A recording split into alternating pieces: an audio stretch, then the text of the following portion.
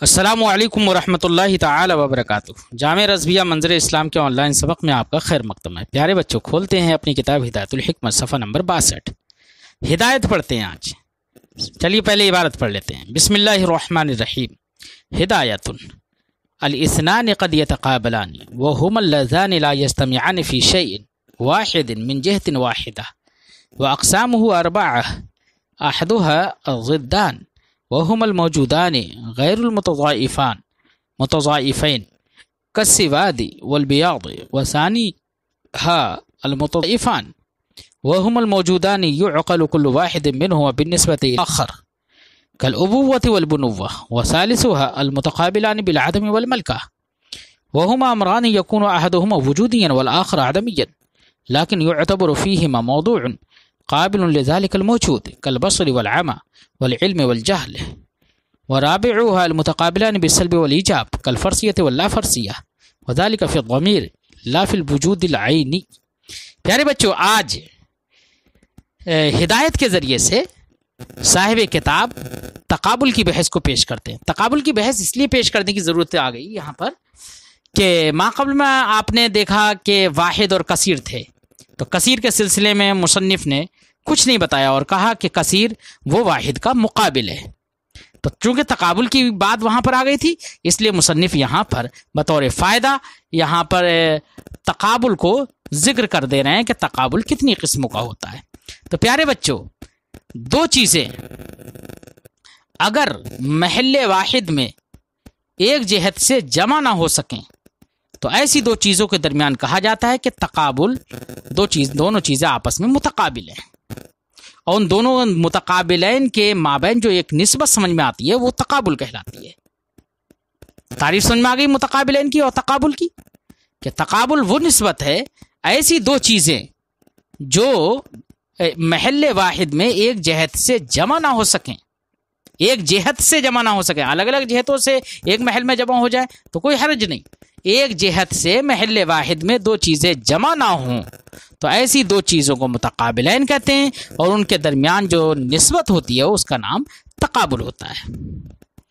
تو تعریف سمجھ میں آ گئی بچوں۔ اور پھر تقابل کی چار قسمیں: تقابل ضدان، تقابل متضائفین، اور تقابل ایجاب و سلب، اور تقابل عدم و ملکہ۔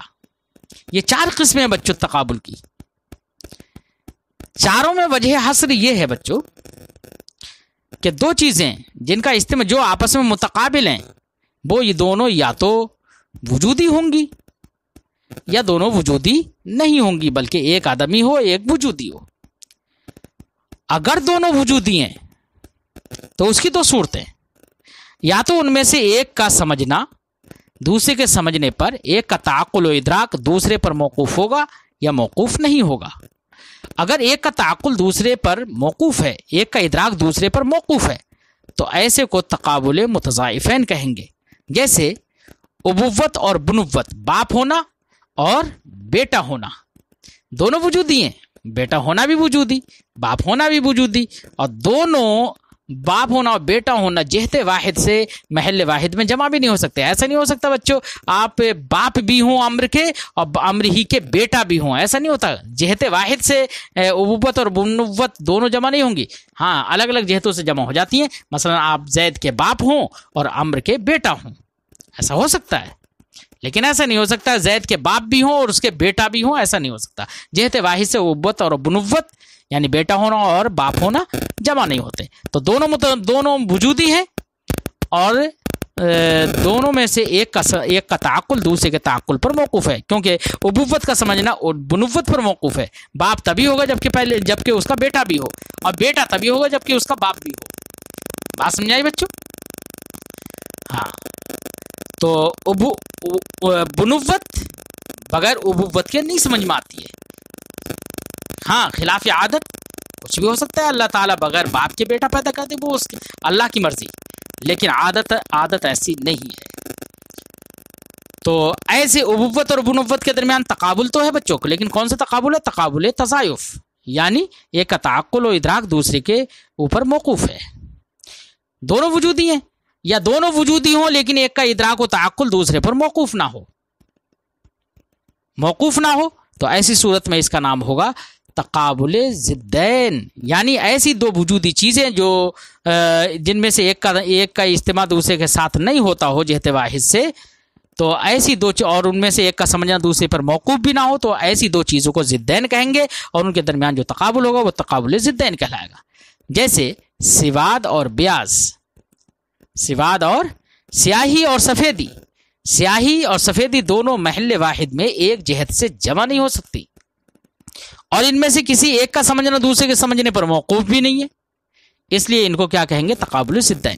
تو یہ دونوں صورتیں اس وقت میں تھیں جبکہ دونوں متقابل وجودی ہوں، اور اگر دونوں متقابل وجودی نہ ہوں بلکہ ایک وجودی ہوئی ہو اور ایک دوسرا عدمی ہو، تو اس کی بھی دو صورتیں ہیں کہ وجودی اور عدمی اگر دونوں متقابل، ایک وجودی ایک عدمی ہے، تو اب اس عدمی کا دیکھنا پڑے گا کہ عدمی کے اندر آیا کہ ایسے محل کا اعتبار ہے کہ جو وجودی کو قبول کر لے، یا محل کا اعتبار نہیں ہے، یعنی عدمی کے اندر وجودی کو قبول کرنے کی صلاحیت ہے یا نہیں ہے۔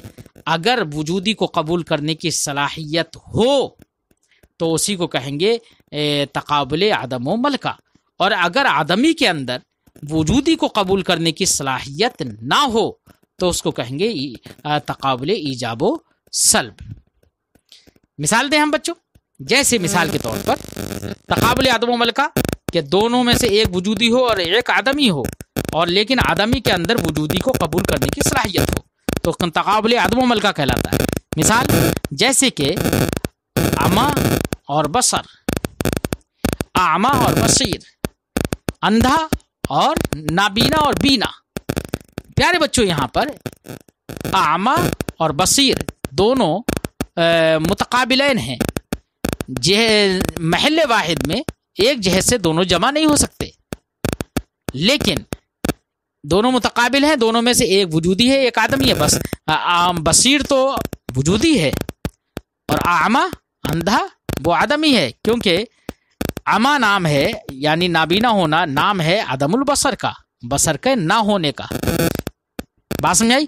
تو یہ آدمی ہو گیا، عدم البصر، آدم آ گیا نا اس کے مفہوم میں، تو آدمی ہے، تو اعمیٰ آدمی ہے اور بصیر، اعمیٰ آدمی اور بصیر وجودی، ایک وجودی ہوگا ایک آدمی ہوگا، لیکن آدمی میں وجودی کو قبول کرنے کی صلاحیت ہوگی، یہاں پر یہ اعتبار ہے۔ یعنی اندھا ہم اعمیٰ کہیں گے اسی کو کہ جو دیکھ تو نہیں رہا ہو لیکن دیکھنے کی قوت بصارت کو قبول کرنے کی اس کے اندر صلاحیت ہو، تبھی اس کو کہیں گے اعمیٰ ہے۔ اسی لیے ہم دیوار کو اندھا نہیں کہہ سکتے، کیوں؟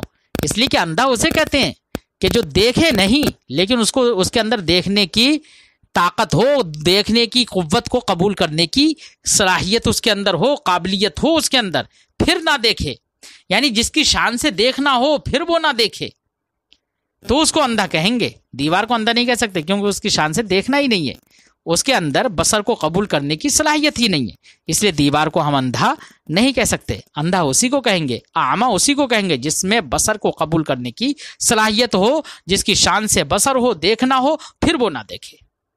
تو ایک وجودی ایک آدمی ہے لیکن آدمی کے اندر وجودی کو قبول کرنے کی صلاحیت ہے، اعتبار کیا گیا ہے اس کا۔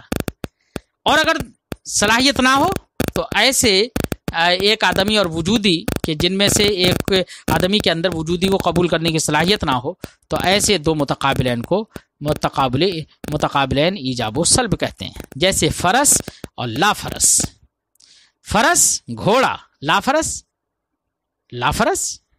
وہی عدم فرس، تو لا فرس یہ آدمی ہو گیا اور فرس یہ وجودی ہو گیا، ایک وجودی ایک آدمی، لیکن آدمی ایسا ہے جس میں وجودی کو قبول کرنے کی صلاحیت نہیں ہے، کیوں؟ اس لیے لا فرس تو وہی ہوگا جس کے اندر فرسیت نہ ہو، اگر وہ وجودی کو قبول کرنے کی صلاحیت رکھتا ہو تو پھر وہ لا فرس ہی کب رہے گا۔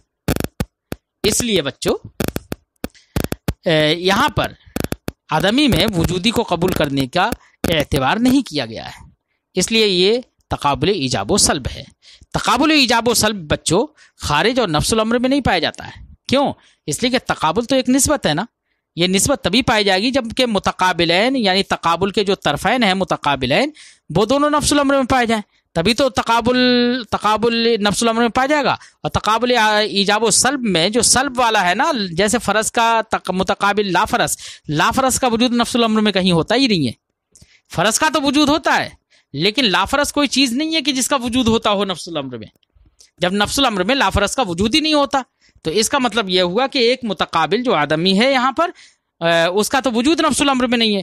اور تقابل ایک نسبت ہے، نسبت تبھی متحقق ہو سکتی ہے نفس الامر میں جبکہ متقابلین نفس الامر میں موجود ہوں، اور نفس الامر میں یہاں پر ایک متقابل ہے نہیں، اس لیے یہاں پر تقابل ایجاب و سلب کا تحقق نفس الامر میں نہیں ہوگا، صرف ذہناً سمجھ میں آئے گا. بات سمجھ آئی بچوں؟ اسی کو صاحب کتاب میں نے پوری بحث کا خلاصہ بیان کر دیا ہے. ترجمہ لگا دیتے ہیں. ہدایت الاثنان قد یتقابلان، دو چیزیں کبھی آپس میں متقابل ہوتی ہیں. وہم اللذان، متقابل وہ دو چیزیں ہوں گی، اللذان لا یجتمعان فی شیء واحد، جو شیء واحد میں ایک ہی جہت سے جمع نہ ہوں. واقسامہ اربعہ، اور اس کے اقسام 4 ہیں. احدھا الضدان، ان 4 قسموں میں سے پہلی قسم ہے ضدان، یعنی متقابلان ضدان. ضدان کسے کہیں گے؟ وہم الموجودان غیر المتضائفین. ضدین ایسی دو چیزیں ہیں جو آپس میں جمع نہ ہوتی ہوں اور دونوں وجودی ہوں اور متضائفین نہ ہوں، یعنی ایک کا تعقل و ادراک دوسرے پر موقوف نہ ہو، جیسے کہ سواد اور بیاس. وثانیہا، اور دوسری قسم المتضائفان، متضائفان ہیں. متضائفان کسے کہیں گے؟ وہم الموجودان. متضائفان دو ایسی چیزیں ہیں جو موجود تو ہوں دونوں، لیکن یعقل کل واحد منہما بالنسبت الی الآخر، ان میں سے ہر ایک کا تعقل و ادراک دوسری کی طرف نسبت کرتے ہوئے ہوتا ہو، جیسے کہ ابوت اور بنوت، باپ ہونا اور بیٹا ہونا. وثالثھا، تیسری قسم ہے المتقابلان بالعدم والملکہ. متقابلان بالعدم والملکہ، عدم و ملکہ کے ذریعے سے تقابل جن دو چیزوں کے درمیان. عدم و ملکہ کے ذریعے سے جو متقابل ہوں تو وہ کیا ہوں گے؟ فرماتے ہیں وہما امران، متقابلان بالعدم والملکہ وہ دو امر ہوں گے، یکون احدہما وجودیاں، جن میں سے ایک وجودی ہو، والآخر عدمیت، اور دوسرا عدمی ہو.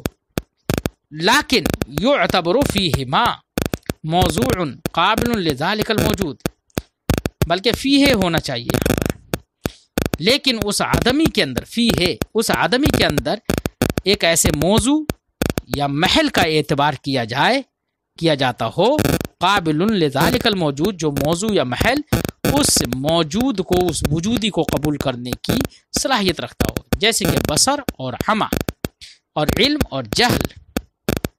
کہ جہل عدم علم کا نام ہے، لیکن جاہل کہیں گے جہل اسی جگہ جس میں علم کو قبول کرنے کی صلاحیت ہو.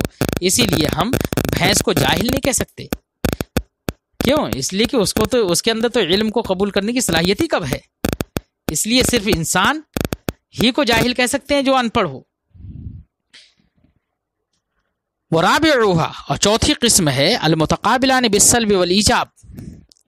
متقابلین بالسلب والایجاب، یعنی تقابل ایجاب و سلب، جیسے کہ فرضیت. یہ دونوں ایسے امر ہوں گے جن میں سے ایک وجودی ہوگا دوسرا آدمی ہوگا، لیکن آدمی کے اندر ایسے محل کا اعتبار نہیں ہوگا جو وجودی کو قبول کرنے والا ہو، جیسے کہ فرضیت اور لا فرضیت. وذالک فی الضمیر، یہ چوتھی قسم جو ہوگی یہ صرف ذہن اور ضمیر میں ہوگی. نفس الامر میں اس کا وجود عینی میں اس کا ثبوت نہیں ہے. بات سمجھ آئی؟ فرماتے ہیں وذالک فی الضمیر، یہ چوتھی والی قسم یہ صرف ذہن و ضمیر میں ہوگی، دل میں ہوگی، سمجھ سکتے ہیں اس کے بارے میں محض. لا فی الوجود العینی، اس کا وجود، اس کا تحقق وجود عینی اور نفس الامر میں نہیں ہوگا. کیوں نہیں ہوگا؟ وجہ ہم نے بتا دی ہے بچوں. پیارے بچوں، آج کا سبق ہم یہیں پر ختم کرتے ہیں، پھر اگلے سبق میں انشاءاللہ ملتے ہیں.